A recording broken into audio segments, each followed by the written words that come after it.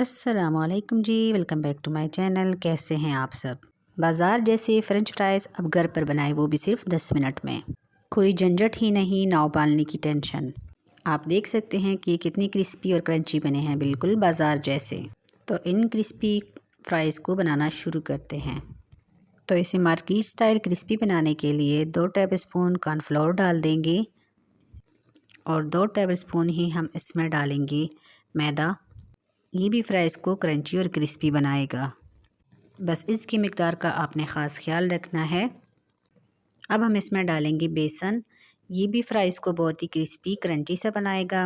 बेसन हम डालेंगे 1 टेबलस्पून डाल दी है। अब हम इसमें शामिल करेंगे नमक हस्बे ज़ायक़ा और अब हम इसमें शामिल करेंगे baking powder half tea spoon, जिससे कि हमारे जो फ्राइज़ होंगे वो चिपचिपे नहीं होंगे, इनकी ऊपर की लेयर क्रिस्पी बनेगी, तो इनको हम छान लेंगे।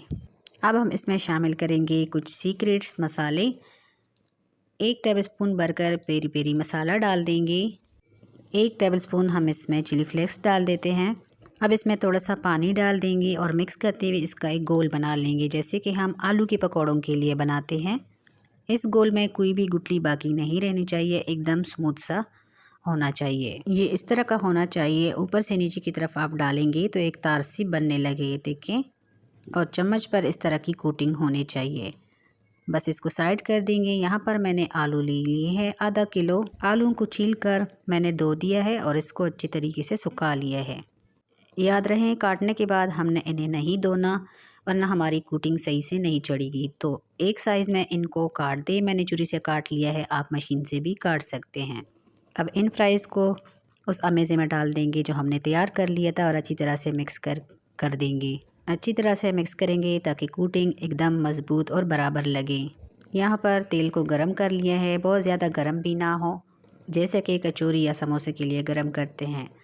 तो बस अब हम इसमें फ़्राइज़ डाल देंगे।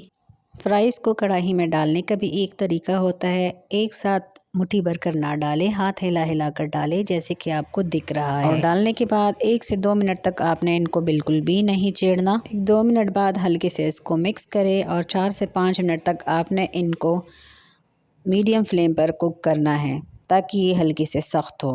तो बस तकरीबन 3 से 4 मिनट यहाँ पर हो चुके हैं। अब अगर आपने इनको फ्रीज़ करना है तो इस टाइम पर आप इनको निकाल के ठंडा करें और ठंडा करने के बाद किसी एयर टाइट कंटेनर में या ज़िप लॉक बैग में डालें और इनको फ्रीज़ करें। जब आपने इनको फ्राई करना हो तो निकालें और फुल गर्म घी में इनको फ्राई करें और बाज़ार जैसे फ़्रेंच फ्राइज़ की मज़े उड़ाएं।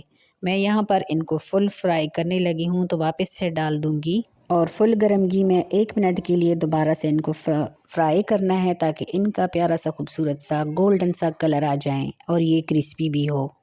ये वाला स्टेप करने से फ्राइज़ एकदम बाहर से कड़क हो जाएंगे। बस तेज़ फ्लेम पर ही हम इसको निकाल देंगे। तो यम्मी क्रिस्पी बाज़ार जैसे फ़्राइज़ बनकर तैयार है। इनके ऊपर पेरी पेरी मसाला हस्बे ज़ायक़ा नमक केचप और मायोनीज़ डाल दें।